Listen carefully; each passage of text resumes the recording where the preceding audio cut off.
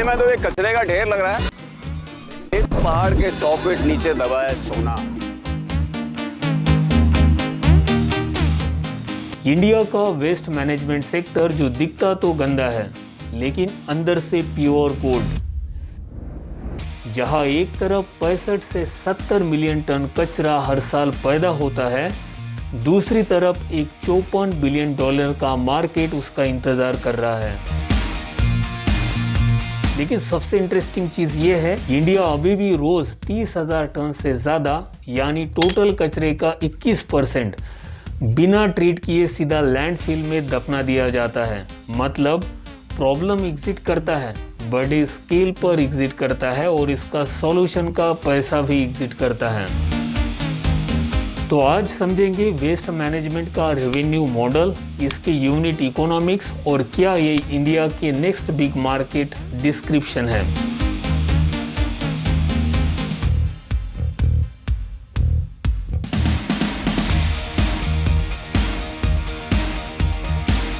Urban India में रोज 1,70,000 metric ton municipal solid waste generate होता है और इसका सिर्फ 70% ही कलेक्ट हो पाता है इफेक्टिवली।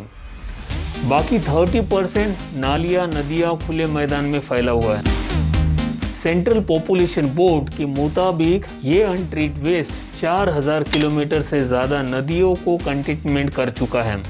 अब सोचो, ये सिर्फ एक इन्वायरमेंट प्रॉब्लम नहीं है, ये एक बिजनेस अपॉर्चुनिटी है जो गवर्नमेंट अकेले सॉल्व नहीं कर सकती।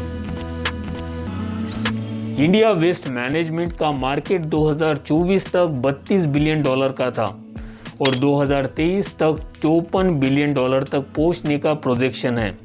CAGR 12.5%, जिसमें ई वेस्ट सबसे परफेक्ट ग्रोइंग सेगमेंट है। But there is an estimated economic potential of $6 billion.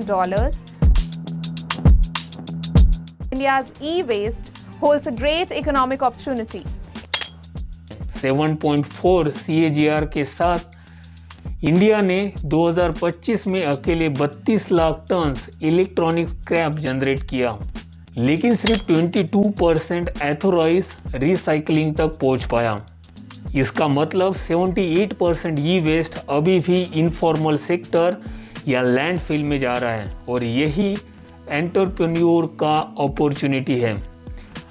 अब देखो, anti waste handling cell, Ramky enviro engineers, BVG India और गणेशा इस्कोफियर, 4 अलग कंपनियां, 4 अलग रेवेन्यू मॉडल्स, लेकिन एक ही इंडस्ट्री जिन्होंने कचरे को समस्या नहीं बल्कि करोड़ों कमाने की मशीन बना दी।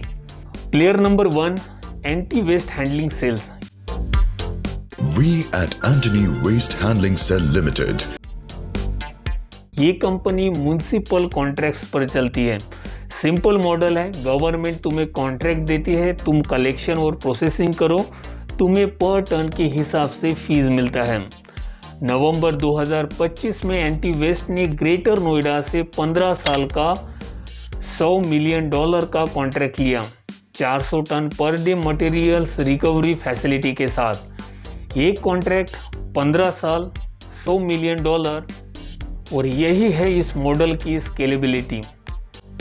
Player number 2, Ramki Enviro Engineers, a pioneer in waste management, has established a quality delivery system.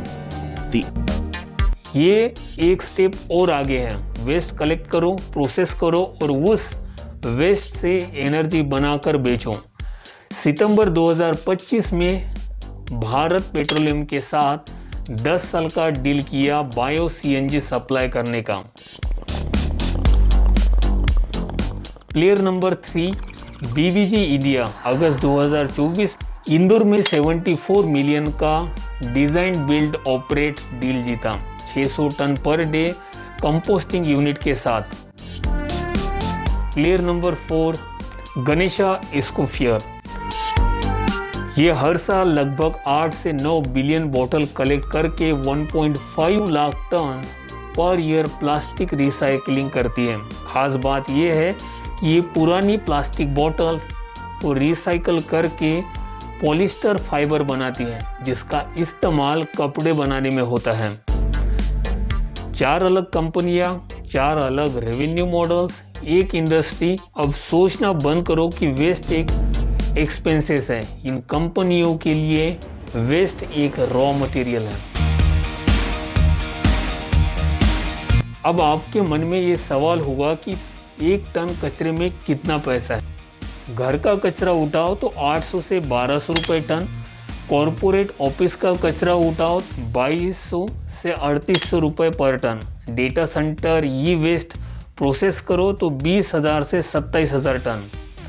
Same business, different customers, 20x difference in margin.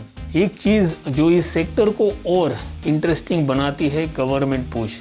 National circular economics framework 2025 के अंडर 500 करोड़ से ज़्यादा टर्नओवर वाली कंपनियों को 2028 तक अपनी 30% पैकेजिंग ई waste recycling करनी होगी और व्हीकल मैन्युफैक्चरर्स को 95% बैटरी मास रिकवर करना होगा। इसका मतलब ब्रांड्स और मैन्युफैक्चरर को ऑर्गेनाइज रिसाइकलिंग के साथ मल्टी ईयर कॉन्ट्रैक्ट्स करने पड़ेंगे। इसका मतलब है फोर्स डिमांड क्रिएशन बढ़ेगा। सबसे बड़ा बिजनेस वहाँ होता है जहाँ प्रॉब्लम सबसे बड़ी हो और सॉल्यूशन सबसे कम लोग सोच रहे हो। वेस्ट मैनेजमेंट एक डर्टी बिजनेस नहीं है, ये एक एसेंशियल इंफ्रास्ट्रक्चर प्ले है। इसमें 3 चीज़ें जो किसी भी ग्रेट बिजनेस में होती है। सबसे पहला रिकरिंग रेवेन्यू, कचरा रोज निकलता है, कॉन्ट्रैक्ट एक बार मिलता है, पैसा 15 साल तक आता है। Government as customer, stable customer, late payment आता है लेकिन पेमेंट आते ज़रूर हैं। जीएनटी गाइडलाइन, हर नए स्वच्छ भारत पॉलिसी, ये सब इस इंडस्ट्री के लिए फोर्स डिमांड क्रिएट करती है। तो अगर आप एक एंटरप्रेन्योर हो और सोच रहे हैं कौन से सेक्टर में जाओ, तो याद रखना जहां बाकी लोग नाक बंद करके भागते हैं वही एंटरप्रेन्योर अपना प्लांट लगाता है।